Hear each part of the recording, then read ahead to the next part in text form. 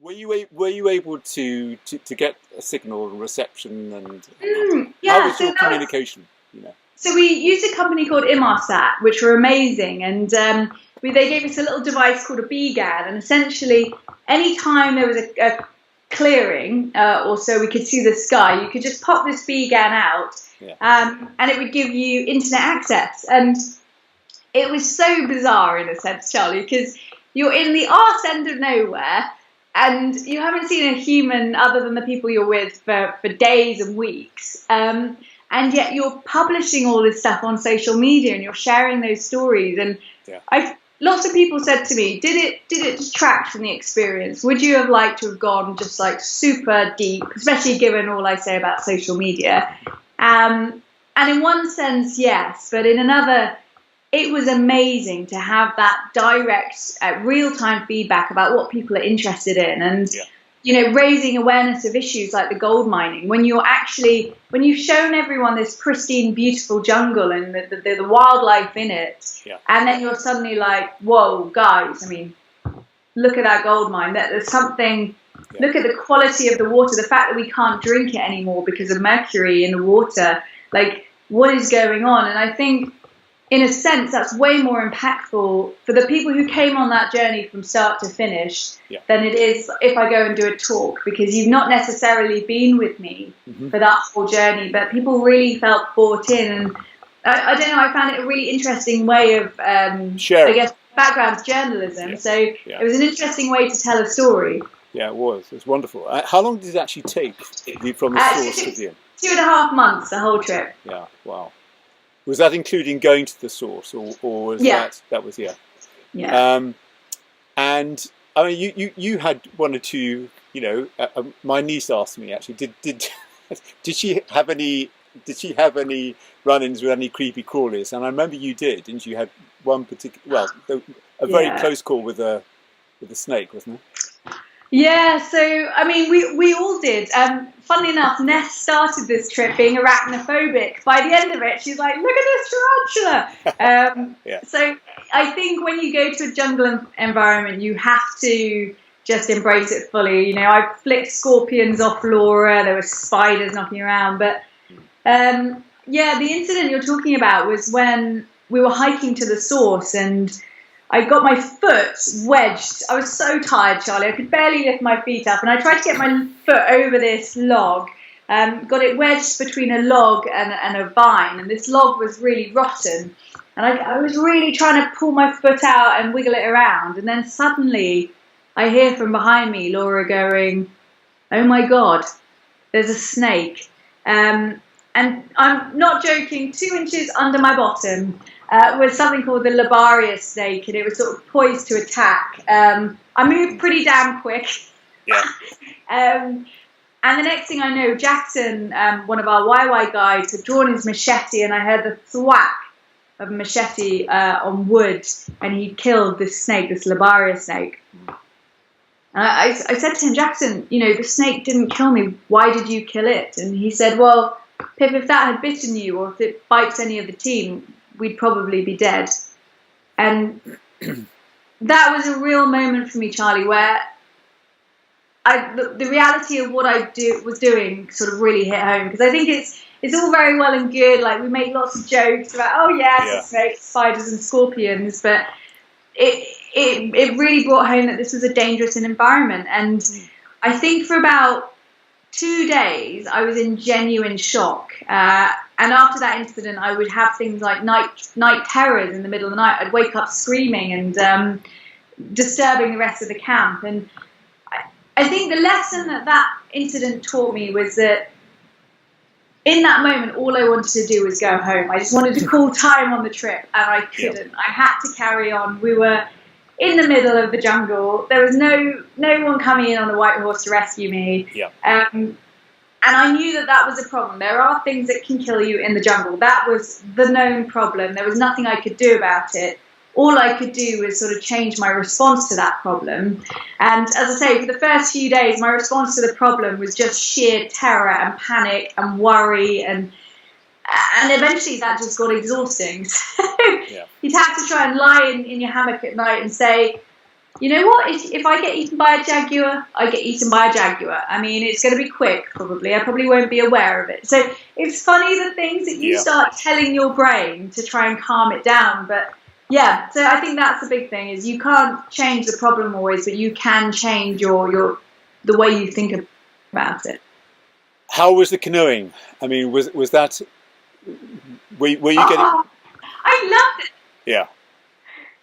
I started out in Wales as like this big wimp when it came to white water, and I'd be like very slow going in, and I didn't know what I was doing. Yeah. By the end of it, I was like, "Buy me the white water," and I absolutely loved it. I found it very meditative, actually, especially because you'd have days where it's just flat, and all you're doing is this motion, and it gets quite.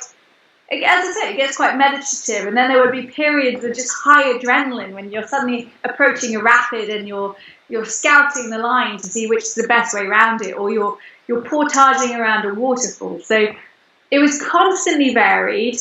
It felt like a huge long journey, because you had the beauty and the majesty of dense jungle, then you had the exhilaration of the water. And then also you had the human dimension. As we approached Georgetown and the big cities, we saw the slow creep of humanity. I talked earlier about the gold mines, but you'd see more rubbish in the water. You saw how this changed. And Ant, one of our guides on the river, was just saying, it's so sad. Up back where I live in the Waiwai village, this river is beautiful and it's our life source. And now, we're being warned that if we swim in it, we're going to get sores and things like that. And he was just like visibly very upset and shaken by that as well. And I think, we came in as tourists and guests and visitors to a country in a sense, but when it's somewhere that you live and it's your homeland, and to see Ant's reaction, which echoed our own, but this is actually his land, just made me feel, like we really do need to talk about this and do something. Was it filmed? Yes, So we filmed it. We had 2 different cameramen come with us, and we're hoping to turn it into a documentary, and we're working on that currently at the moment, Charlie. Are you? Okay. Do you have potential outlets and potential people to see you? No, so it's very much an indie. We're going to have to tout our wares, knock on doors, and see if anyone's interested. But hopefully, I think it's a fascinating journey. So fingers crossed. Because I think, the fact that it's 3 women doing something, that we partnered up with the indigenous community. They're all amazing people in their own right. So I think there's a lot to it, which is different to the usual chess beaty explorer kind of vibes that you often get in the past. So. Yeah, because you had that film made of your trip through to the Amazon jungle, didn't you? When you were cycling, which what came out a year ago, a couple of years ago. Yes, that was a year ago on Al Jazeera and various European channels. We haven't actually. I don't think we found a home for it in the UK, but definitely in Europe. Yeah, what was it like? I mean, presumably, had your guide who was actually with you for that leg to the sea, had he gone as far as the sea before? No, so it was amazing. It was fabulous watching Ant and Ramel discover with us, because we often talked about what everyone's teaching, and Ramel said to me once, I've really enjoyed this journey because we've met so many people along the way who have said, this can't be done. You cannot paddle from where you live in the Waiwai village to the Atlantic Ocean. So Ramel was telling me that in the back of his head, he was like, is this even possible? But sod it, I'll come along anyway. This sounds like a great adventure. Yeah.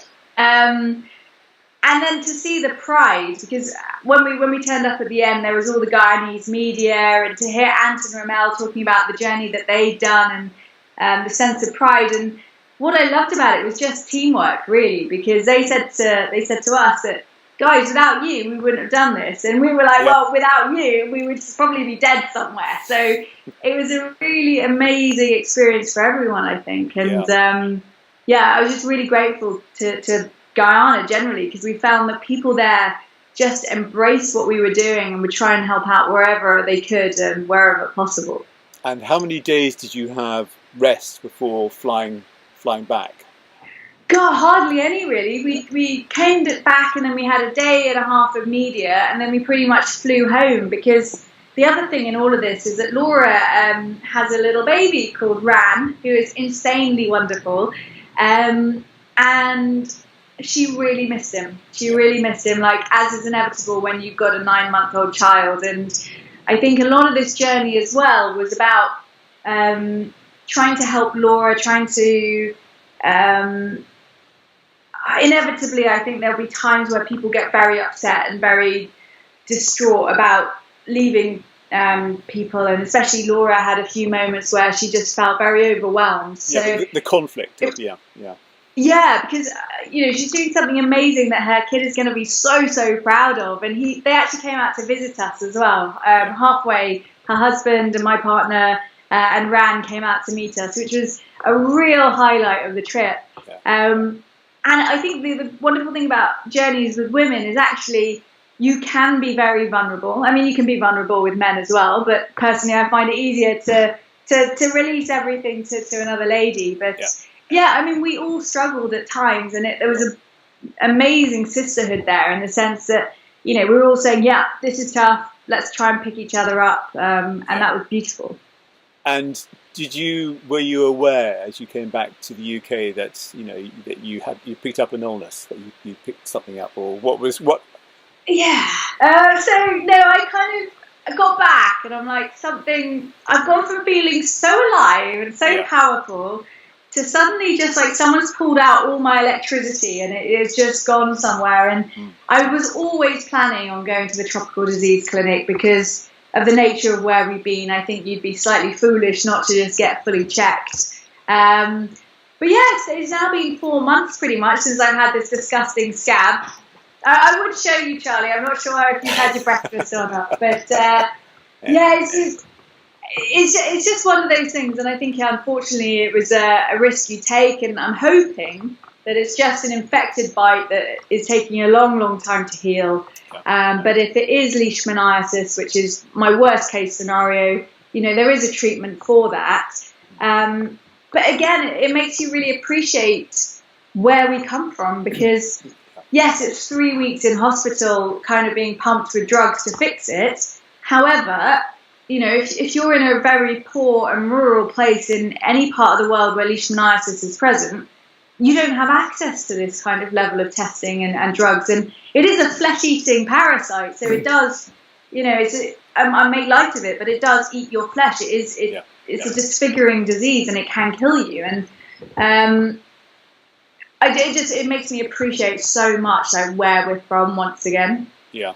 It didn't take you too long though, Pip, to seek out another adventure, because you're already planning, weren't you, going up to Norway, and you've just been to the Azores, haven't you? Been jumping off high cliffs and so on. So you didn't give yourself too much time to rest. No, well, to be fair, I had a whole month because I knew this trip with the Marines was coming, and it was something I really wanted to do. So I was like, I'm not going to do anything apart from chill for a month. So I don't think I really left the sofa much, just trying to really rest and recuperate, because the Royal Marines, they invited me to join them on a length of their expedition traversing Norway. And they were doing this for mental health, which is something that really sparked my interest in a sense, because one of their kayak guides is a guy called Lee, and he tried to take his own life, having experienced PTSD and things like that. So it was a fascinating journey in the sense that, I think the Marines are the embodiment of macho, aren't they? It's macho culture.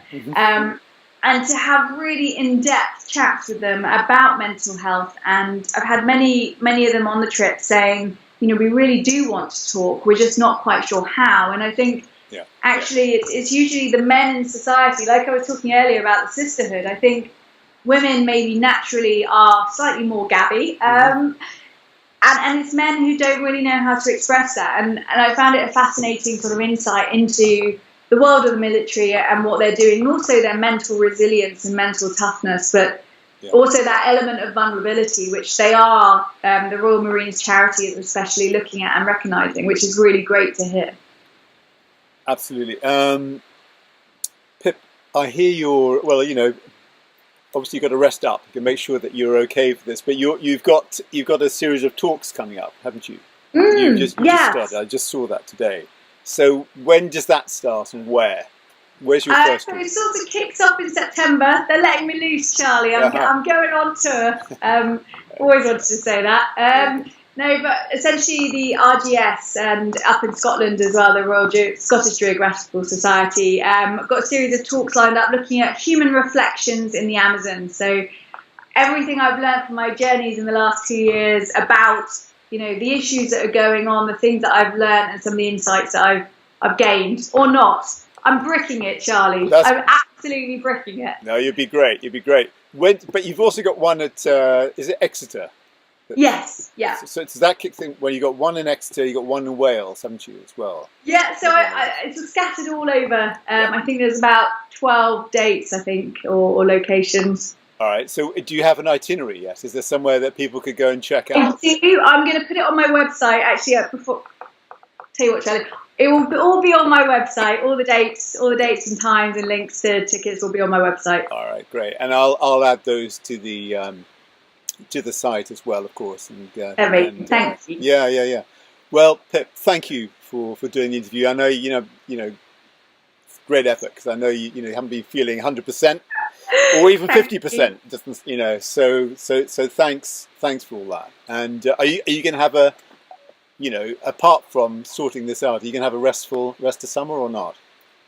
A rest of summer, I think so. Yeah, I'm planning on just kind of exploring more of the UK. Summer in the UK is my favourite time of year. Yeah. I am off to Japan to spend some time with some of the monks, looking at how they use nature in this long tradition that spans back centuries to quieten the mind. So that's a topic that I'm really excited about later in the year. But summer in the UK, I'm chilling for a bit. Excellent. Well, that's great. Well, wish you a speedy recovery, Pip. And thanks, Charlie. And I'm sure it'll all be okay, but not pleasant at all to go through. And so, and a special thanks for doing the interview. Given all of the health scares and concerns and so on. Always a pleasure talking to you, Charlie, for sure. Okay, lovely. Have a great rest of summer, and I'll send you the video, in its kind of raw form.